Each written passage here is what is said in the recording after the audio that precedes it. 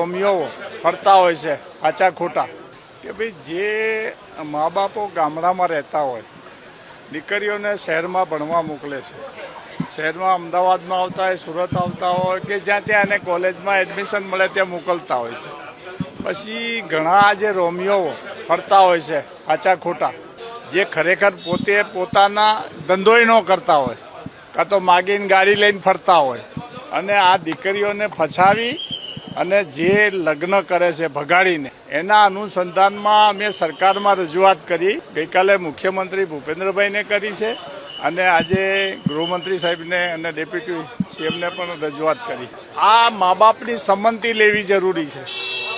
કોઈ પણ દીકરી, જ્યારે દીકરી 20 વર્ષ 25 વર્ષ એને પાળીને મોટી કરી હોય અને પછી ગમે ત્યાં ભાગી જાય અને પછી જ્યારે પોલીસમાં ફરિયાદ થાય, પોલીસમાં મળવાનું થાય તો હું ઓળખતી નથી.